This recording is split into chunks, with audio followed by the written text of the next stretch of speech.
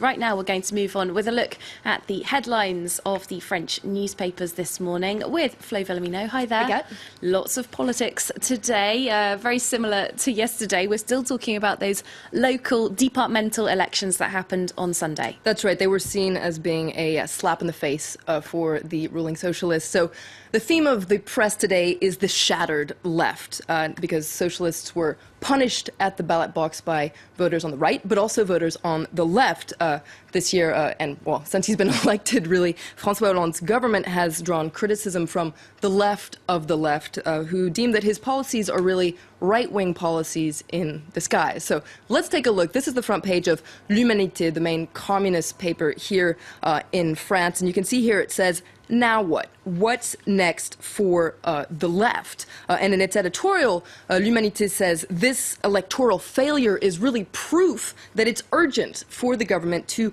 reorientate its policies back to the left.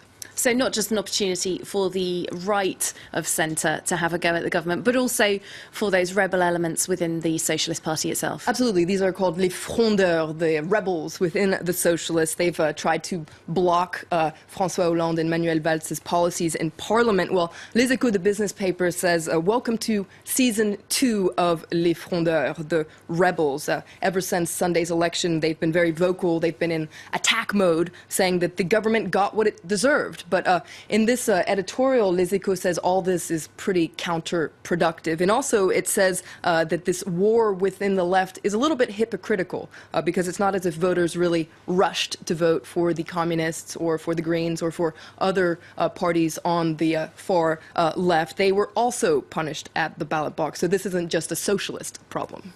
OK, so what about the more centre-right newspapers here in France, then? Well, they're having a field day with all this, as you can imagine, taking this opportunity to criticize the president, François Hollande. Let's take a look at L'Opinion, the pro-business paper. Here they're talking about Hollande. He's lost in election. That famous English phrase. That's right. That we say all the time. Exactly.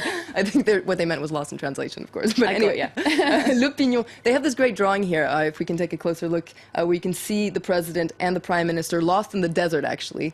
And they've come to this map that says, here you are, but they're in the middle of nowhere. Now, L'Opinion says that Hollande has really become a prisoner of his own contradictions. And the problem is that he really has to unify the left if he wants any shot at being re-elected in the presidential election in 2017. But his options are limited, according to L'Opinion. He can't really make a move without ruffling any feathers, and so he's probably not going to do anything. That's what L'Opinion says. And after all, not doing anything is his favorite thing to do. You've got to wonder as well, is the overall aim to get re-elected, or is it for him to push on with these reforms? It's maybe a test of how much he believes in what he's putting forward as well, isn't it? Le Figaro is another centre-right newspaper. Let's look at them.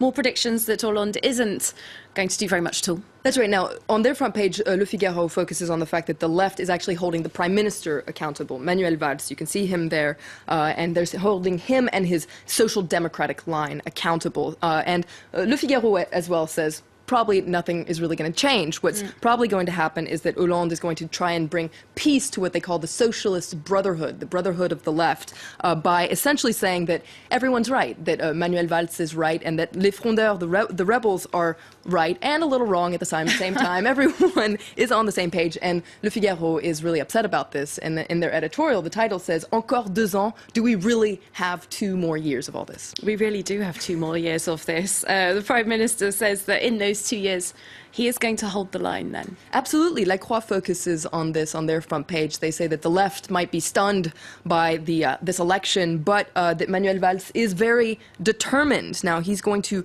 charge on ahead with the government's very controversial economic reform. Now, La Croix says that some will call him blindly obstinate and others will call him courageous, say that he has political courage. La Croix doesn't really pronounce itself on this debate, but it does say that the government is going to have to make some sort of gesture at some point to show that it's really heard of voters and knows that they're upset.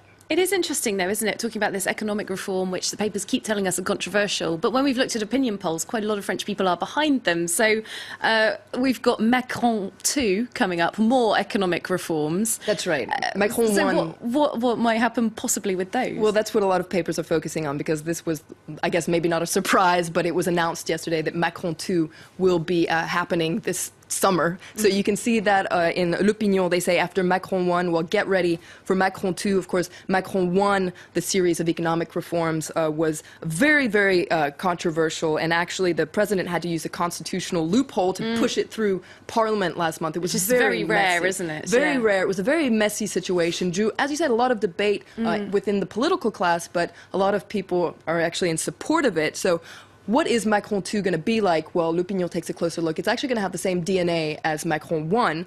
It will be a series of measures to boost the economy, but this time it's going to focus more on innovation and business creation. So perhaps not that controversial, but L'Opinion says get ready for some serious political turbulence ahead. And I think all the newspapers agree on the fact that the economy certainly does need something happening to it, don't they? A little bit of a boost would definitely help. They just can't agree on how. Thanks very much for now, Flo Villamino, who'll be back a little bit later on in the programme looking through the international papers for us as well.